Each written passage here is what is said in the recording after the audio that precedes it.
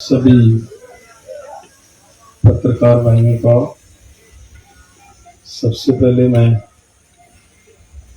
दोनों मोर्चों की तरफ से धन्यवाद करना चाहता हूँ।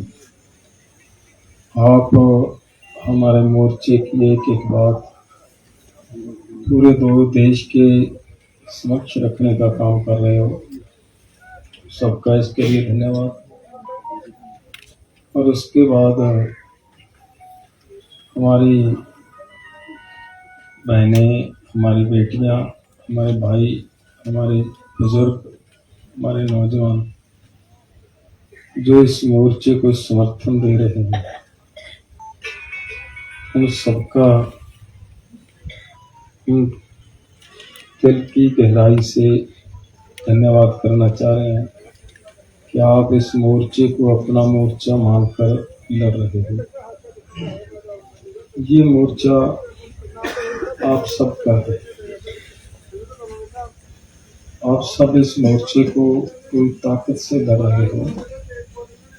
मैं एक विनती करता हूँ, देखिए जैसे काका सिंह जी ने बात कही है कि हर वक्त यहाँ पे ये खदशा बना रहता है कि किसी भी समय सरकार हमारे अनशन को तोड़वाने के लिए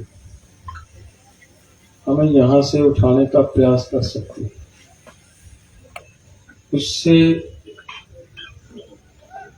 बचने के लिए, मोर्चे को बचाने के लिए जितने हमारे वॉलंटियर्स हैं वो सब अपनी अपनी ड्यूटी पूरी मुस्तैदी से निभा रहे हैं। वही एक डर है इनके अंदर जिसकी वजह से वो कभी कभार आपको सख्ती से बोल देते हैं। इसके लिए अगर किसी ने भी, हमारे किसी साथी ने, किसी वॉलंटियर ने किसी को भी कड़वा शब्द बोल दिया हो या किसी भी साथी के प्रति मीडिया पे कोई ऐसा शब्द बोल दिया गया हो जो ठीक ना लगे, उसकी हम मोर्चे की तरफ से, मैं अपनी तरफ से क्षमा चाहता हूं और उम्मीद करता हूं कि आप सब माफ करोगे। जितने महापुरुष, साधु संत, महात्मा मोर्चे को समर्थन दे रहे हैं, हमारी सिख मर्यादा के अनुसार जो हमारे सिंह साहबान यहाँ पे आए हैं, वो एक ताकत है हमारी। साधु संत महात्मा एक ताकत है हमारी, वो एक शक्ति लेकर आए हैं हमारे मोर्चे के लिए। हम सबका दिल से धन्यवाद करना चाहते हैं। दूसरी बात, मैं जो बात कहनी चाह रहा हूँ वो हमारे देश के गृह मंत्री जी कल कुछ बोले हैं। पहली तो बात ये है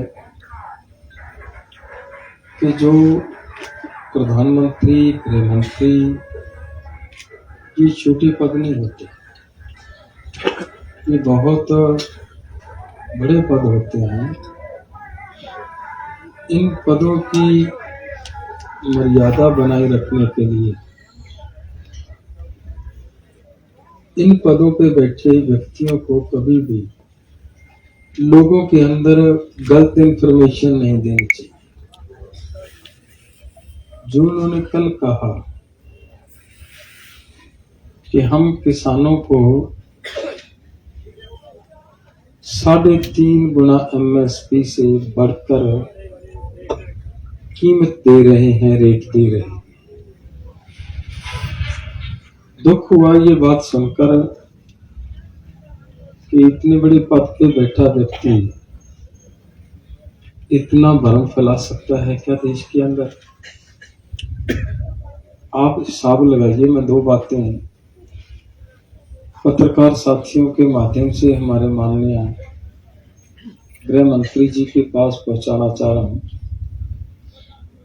तो देखिए, आपकी सरकार 2014 में आई है, तब से लेकर आज तक जो किसानों को फसलों का रेट मिला है, मैं उस पर थोड़ा ध्यान दिलाना चाह रहा हूँ। गेहूं के रेट में माननीय गृह मंत्री जी केवल 825 रुपए की बढ़ोतरी हुई है 10 साल में।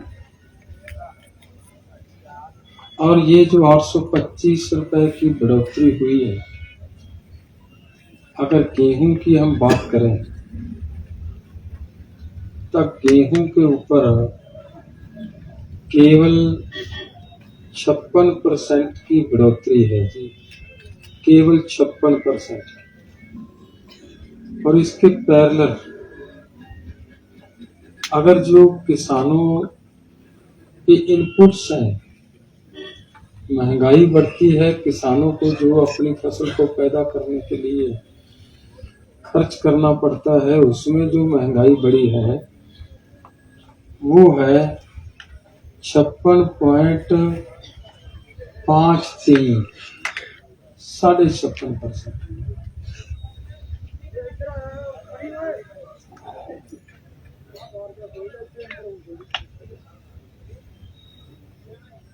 वो 56.5% की। तो बताएं, आप सब इस बात का हिसाब लगा सकते हो कि महंगाई बढ़ी है, जो किसानों ने फसल के ऊपर खर्च करना उसका पैसा बढ़ा है, या किसानों को जो दिया जा रहा है वो बढ़ा है। ये क्लियर करते आंकड़े हैं, ये कोई इधर उधर की बातें नहीं। तो उल्टा किसान की जेब से आधा % जा रहा है जो आपने दिया।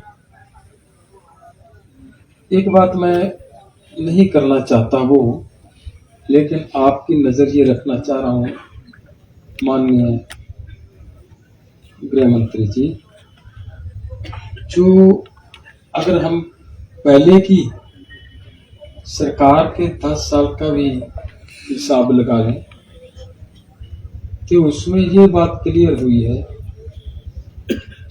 उनके टाइम में जो गेहूं के कीमत में बढ़ोतरी हुई है 10 साल में, 2004 से लेकर 2014 तक, वो हुई है 130% की बढ़ोतरी हुई। और आपकी सरकार में बढ़ोतरी हुई है 56%।